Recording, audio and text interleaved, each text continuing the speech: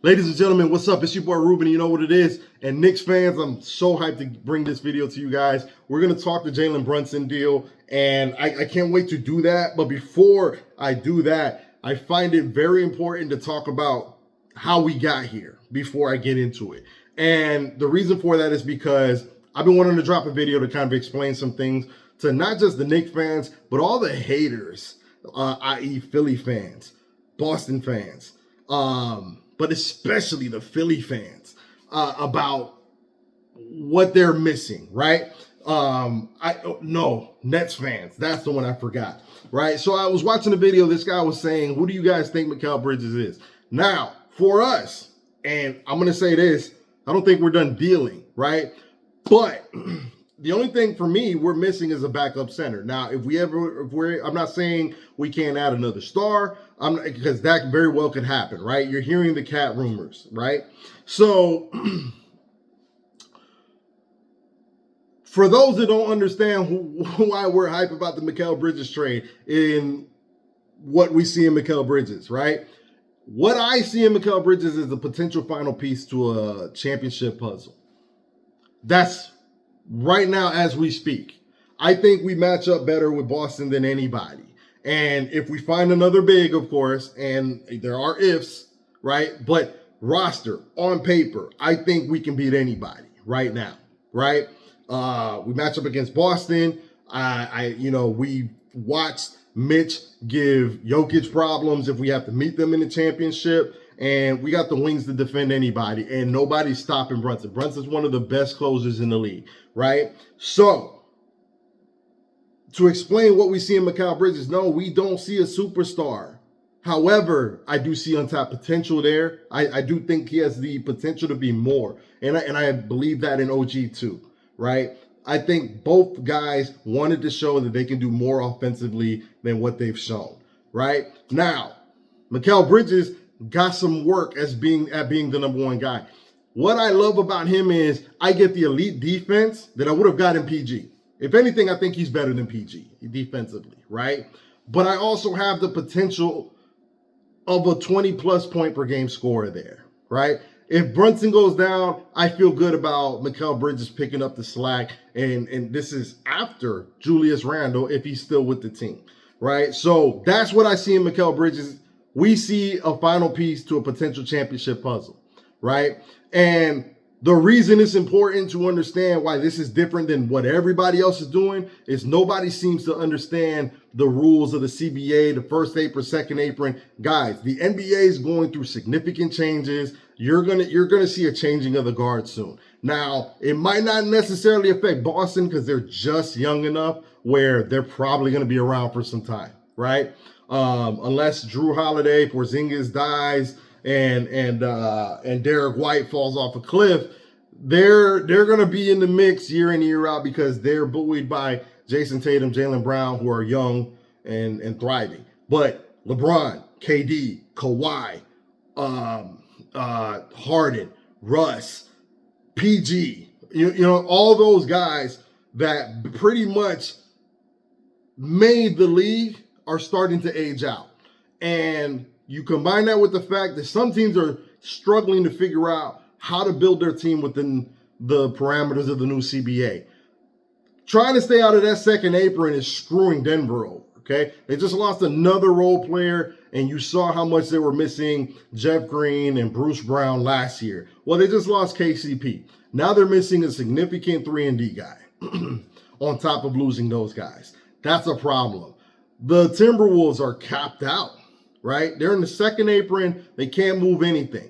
This is the second apron, just to give you a touch of what's happening there. If you're in the second apron, I believe you're limited at trading your first round pick. I believe the first round pick goes to the back of the first round. You're not allowed to participate in the buyout market. You're only signing vet minimum guys. And the big one, and this is why I believe the cat trade prospects is capped, right? The biggest reason is you can't aggregate salary. So what that means is Cat's set to make like $49, $50 million. When you can't aggregate salary, that means you have to send them another $49-50 million contract. So for those that don't know what aggregating salary means, in the past, if you wanted Cat, let's say, because a lot of us are saying, well, we could package Randall and Mitch, right? So between Randall and Mitch, it's like $45 million. We could send that to them for Cat, right? And the problem is with them being the second April team, you can't do that anymore. Somebody has to make $49 million. You can only swap one for one. So it has to be a $49 million player for another $49 million player. So that's how I understand the CBA at the moment. However, I'm new to it like you guys are. So I don't know if there's any loopholes. We'll see how they're navigating it, because teams have gotten really good at trying to find loopholes. In the NFL, they've started doing a lot of contract restructuring to kind of get around the salary cap. You're seeing them push money this way, that way, in the third. I don't know if they're able to do that in the NBA. Now, we're positioned greatly, okay? And if you don't think that they discussed with Jalen Brunson, hey, we're going to bring your guy. He's making $23 million, Mikal Bridges, right? We got your whole college squad here. All y'all fit together beautifully. We were just a step away from being in the conference finals. We want to build a winner. We want you to be happy. We think, bringing all your boys here. Leon Rose is his godfather. Your father works for the organization. We need you to help us build the team, right? Are you going to take the extension? If you take the extension, you're set up for the next 3-4 years. It's the supermax. It's not a supermax. It's a max extension, right? And what that does is it keeps us under the second apron, gives us flexibility to do whatever we need to do, right? And we're in a unique situation because all of us are family and friends. So when they went and traded for Mikal, trust me, they talked to Jalen Brunson to get an idea of what are you going to do with your salary? Because Mikal's contract, he's going to be eligible for an extension soon himself, right? I don't think they make that deal if they think that Mikal's going to ask for an extension, like a max extension, right? So a super max deal, put it that way. So what that means is where every other team has to negotiate individually, and I'm going to just put it out there. Yes, sir, we are tampering, guys. We are tampering. Yes, we are, right? When the Mikal Bridges shit went down, we were probably tampering our ass off. But it's a luxury we have over other teams when you're dealing with all family and friends. That everybody's making fun of them, well, we're able to work shit out over here, right? So now we know what Brunson's doing. What's Mikal going to expect? He's going to be happy to be here, right? So what's he going to expect? So now they have an idea. All these guys, they have an idea. Hart's already locked up. The only guy, and I think it's going to depend on how the next couple years go, that you might have to try to figure out is Dante DiVincenzo, right? Because he's on a significantly smaller deal, and I believe we have him for 2 more years. He's part of the crew, right? So brings us to the man of the hour. Before I get to the man of the hour, the reason it's great is because we're able to negotiate not with just one person. Everybody's able to come up with a plan. This is why I thought KD and Kyrie were so stupid to go to Brooklyn, right? You hamstrung that team. You could have came to New York, been the king of New York, right? And you could have built this team similarly. You want your boys here? Well, here's how we're going to work it out, and here's how we're going to maximize our championship window while we're doing it.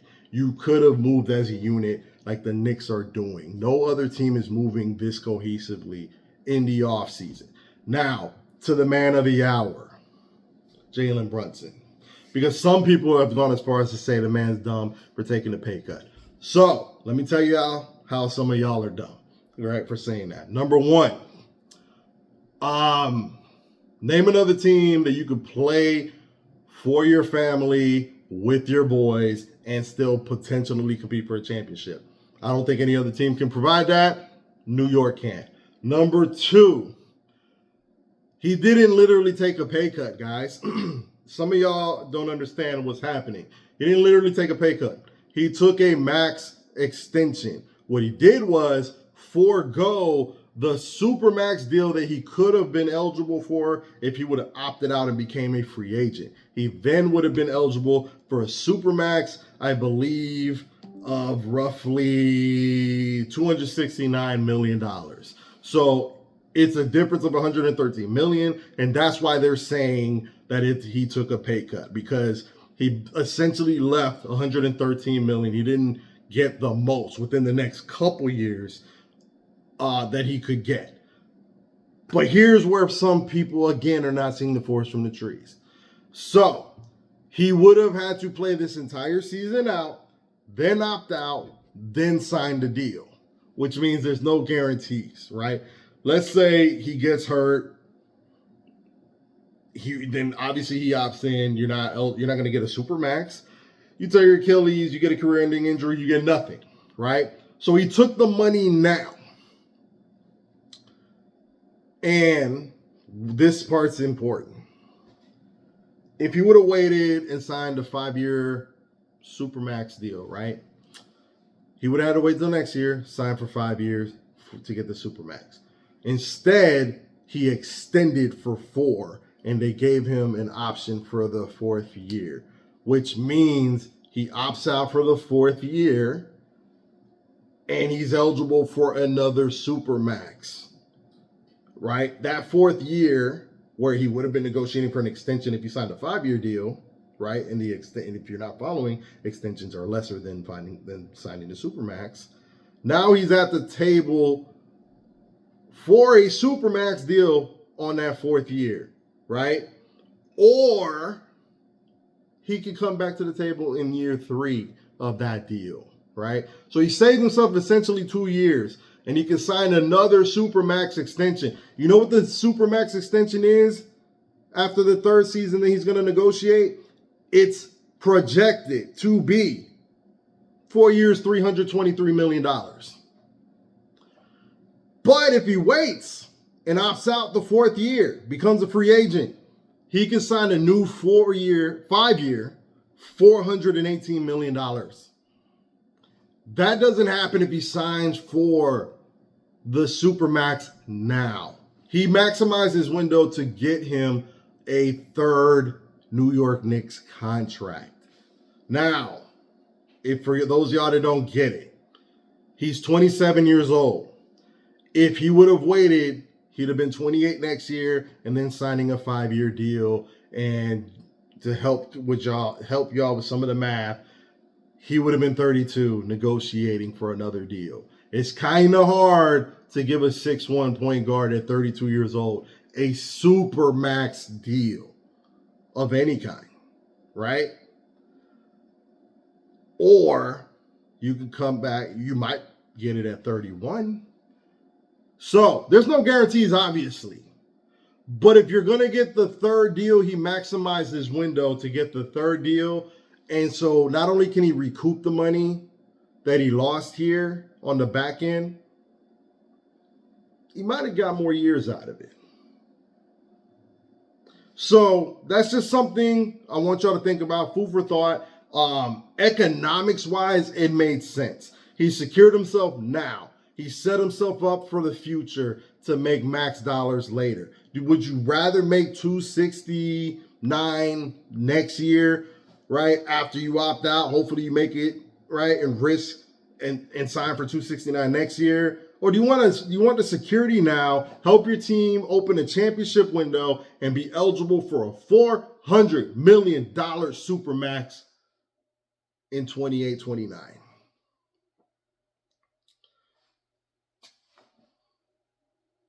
Give me the 400 mil. Let's see if we can win a championship and make sure God Pops keeps me right in my late years.